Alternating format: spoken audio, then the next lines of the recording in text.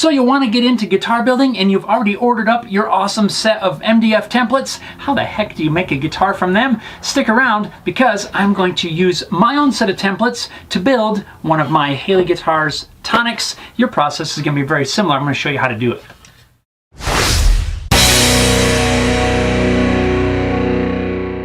A lot of people, when they first start building guitars, myself included, start off of a set of specific templates for some sort of guitar style that they've always liked. Mine was the Telecaster. I always liked the Telecaster. I don't know why I had a soft spot in my heart for them. But that was the very first guitar shape that I ever built before I started building the Haley Guitars Tonics.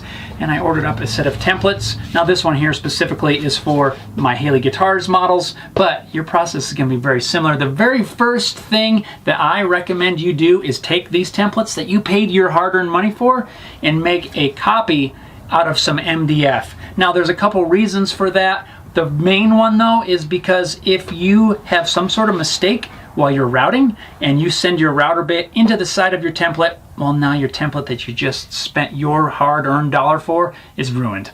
We don't want that to happen. So very first thing, before you use it to route any guitar bodies, stick this dude down to a piece of 1/2 inch MDF. I like 1/2 inch. It's a little better than 1/4 inch as far as I'm concerned.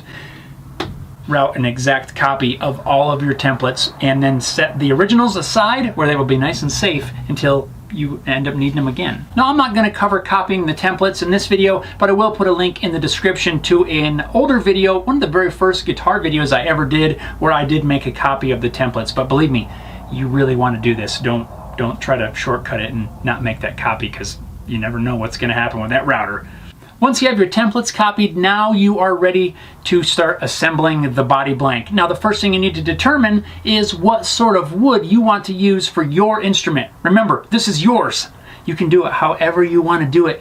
Try not to get stuck into that online forum way of thinking that you have to use this specific wood or this particular specific species of wood. Otherwise your guitar is going to fall apart. It's going to sound terrible.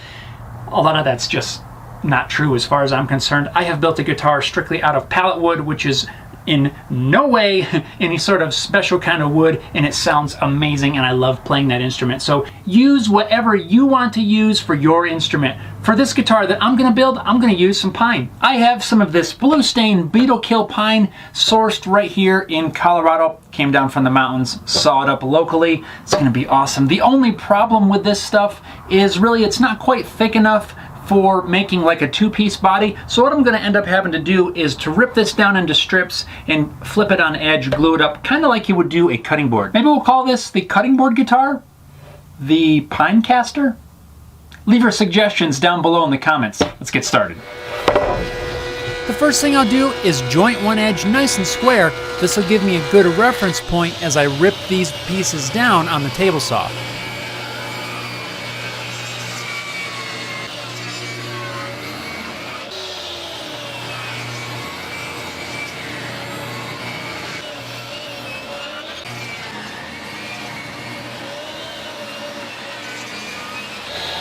Now on the crosscut sled, I'm going to remove all the knots from these pieces. I don't want a whole lot of big knots in the middle of this body. I want it to be nice and solid.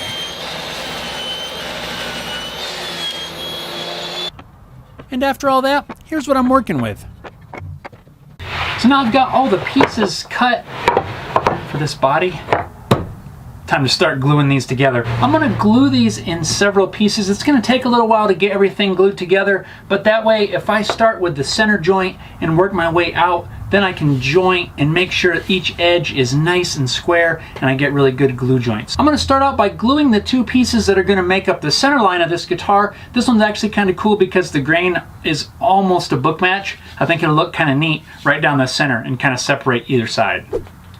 Before any glue touches the wood, I'm going to apply some masking tape to the rails of my clamps. This will keep squeeze out off it, which can prevent the clamps from working properly. And now I can just start slowly gluing this block together.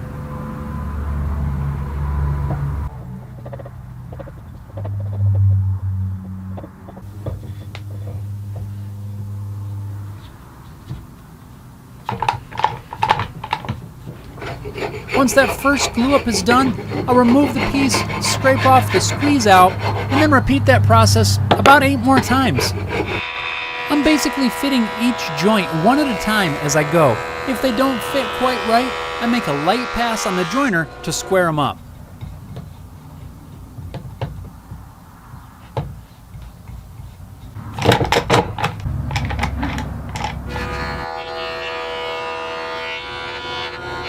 And for the final round of glue, it's gone through a lot of glue.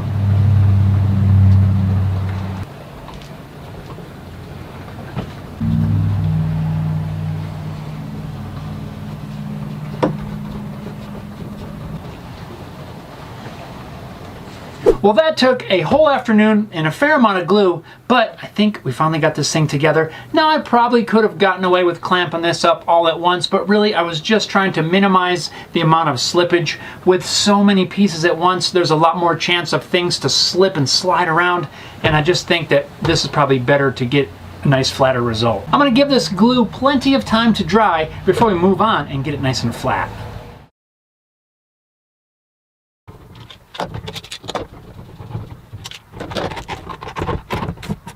Now before I move forward, I got to remove some of the squeeze out that I have on my work surface.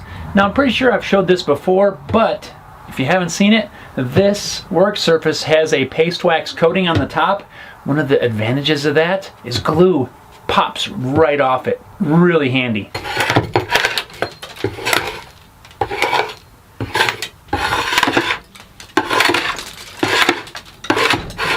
And now, for the main reason that I decided to buy a drum sander, this thing makes quick work of flattening a body, and I feel the time savings in this step alone is well worth the cost of the machine, not to mention the other bazillion projects you're going to use it for.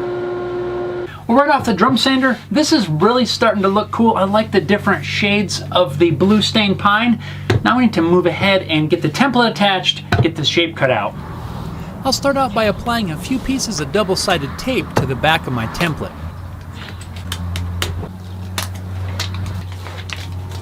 This double-sided tape is the absolute best I have ever used. It's made by 3M, but that's about all I know. I have no idea the model or the type or anything like that so that I can order more. I have one roll left of this, but when that's gone, right now, I'm out of luck. I'm gonna have to try to contact 3M or something and see if I can work with them and figure out what kind of tape this is, because this stuff's awesome. As I stick the template into place, I'm going to use this centered glue joint as my center line. I'm going to line it up with the center lines that are on my template already.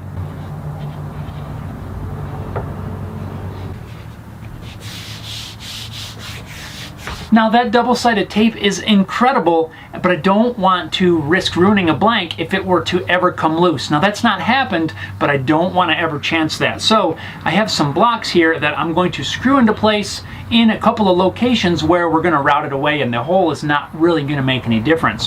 One of them is in the neck pocket. The screw is short enough that I can screw it down. Once we route the neck pocket, it's going to remove that piece. The other spot is going to be right straight through the bridge pickup location. I always have a bridge pickup, but I don't always have a neck pickup, so I don't want to run a screw there in case I ever happen to forget. So by using the bridge location, that's going to get routed away when we route the bridge cavity. So now we're ready to move forward, and actually there's a couple different approaches you could take depending on how you want to handle making your guitar blank. What I like to do, take a pencil, trace out the entire body. I usually go around at least a few times to make that pencil line nice and dark. I found that by having the pencil line on there, it helps me at the bandsaw to really be able to see where I'm going and to be able to cut as close to the template as possible, but not into the template. I don't want to slice into the template. And I found that that pencil line gives a little bit better contrast between the template and the wood, helps me stay a little bit closer to my line. Now another way you could do it, instead of the double-sided tape at this point, you could just screw your template down, trace around it, remove the template, and then cut it out. I've seen a lot of people do things that way. I don't like to put it on, take it off. The less times that I need to align this, the better for me. That's why I tape it, screw it down. I will bandsaw it now with the template in place, being very careful not to touch the template with the blade. I don't want to risk doing that. I have ruined a template before because I got in a hurry. So we're going to go nice and slow, cut close to the template, but not into the template. Remove the waste material.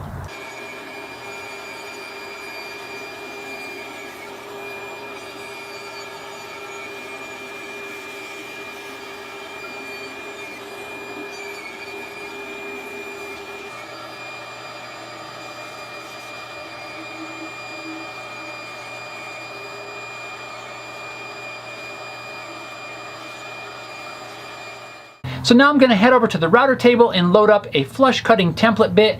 This is one area where I definitely recommend to try to get the best router bit that you can work out of your budget. Some of the lower cost ones don't hold their edge quite as well. They don't cut quite as clean, so work within your budget, get the best one that you can. The router bit that I'm going to use is this bit by Infinity Cutting Tools. This thing works really good, not sponsored or anything, but I do like this bit as it has kind of an upcut and a downcut spiral pattern to it. It's got bearings on the top and the bottom. Works really well and works with a lot of different setups for your templates. You don't have to worry about setting it up one way or another since it does have bearings on the both sides. Works really well. One of the things I really like about this router bit is that it doesn't seem to be as particular in the direction that you're cutting. I believe this is due to the somewhat spiral pattern of the blades on the bit. Even if I cut uphill, I still get a really nice finish. If you're using a straight cutting template bit, definitely do your best to cut downhill at all times. Now before I remove this template, I'm going to head over to the drill press and remove some of this material for this control cavity. I'm going to use a combination square to help me set the depth stop on the drill press to just the right depth.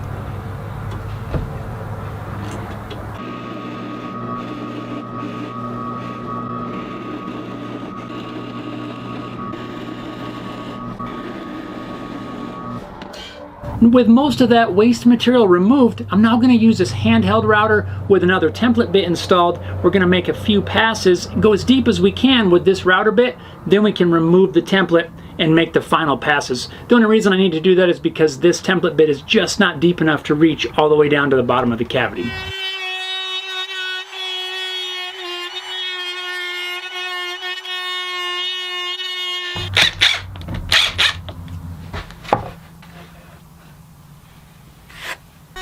After removing the template, I can now make a couple more passes, lowering the router bit until I get down to the depth that I need.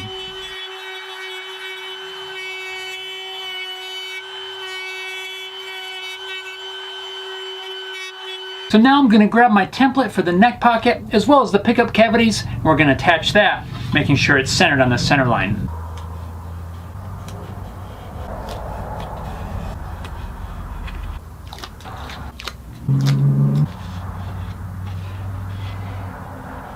I have a center line on the back in the very front of my template that I can align with the center line on my body.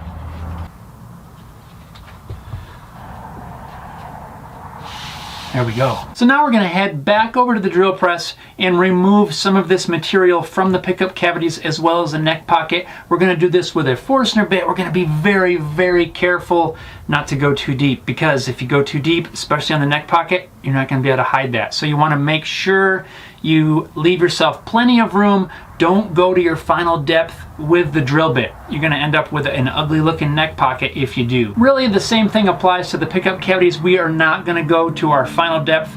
We want to get to that final depth with a router bit. That way we have a nice smooth bottom on the hole. There's no spots left from the Forstner bit or anything. It's nice and clean. Really, we're just going to go a little bit down just to remove some of the material to make this easier on the router.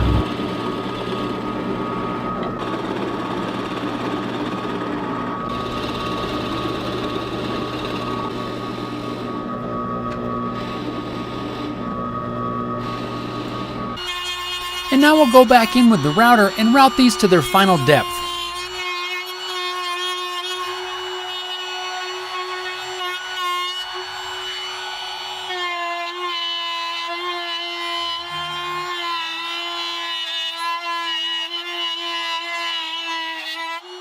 I check my process carefully along the way using a pair of calipers. It's a lot easier to lower your router bit and make a couple more passes than it is to take one big pass and end up going too deep. That's going to cause you a lot of extra work or possibly ruin your body.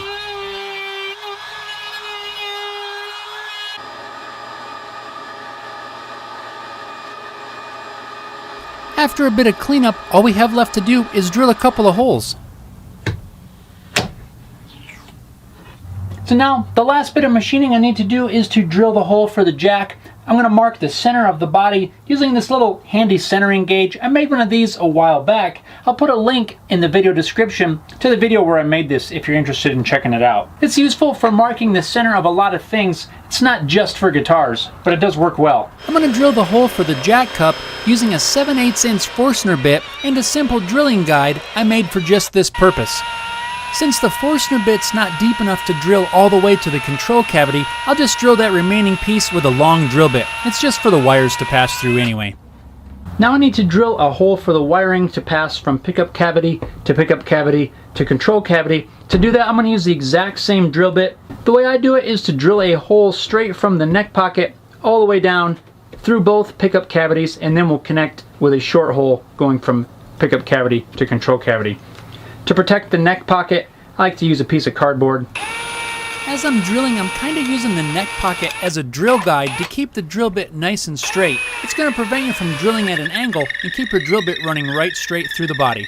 Don't let this step intimidate you. Just take your time, drill slowly, and it's going to work just fine.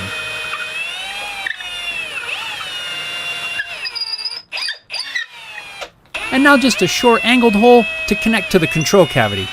So there we have it, guys. We've got a guitar body that's now ready to move on to some final sanding, some edge treatment, whatever kind you want to do. Sometimes I'll do a chamfer, sometimes I'll do a roundover, sometimes I just sand the edge nice and smooth. Whatever you want to do for your body, now is the time to do it. And then we'll do final edge sanding, all of that, and we can move on to the finishing, dyeing, whatever you want to do for your guitar body. But we've got all of the main cutting done.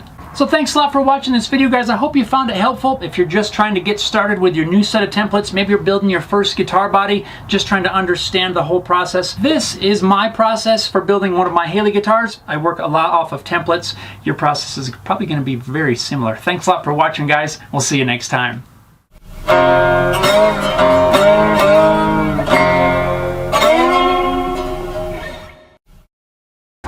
your whacking stick, because I already got a whacking stick. More glue. Glue time. Beep, beep, Say it. Action. action.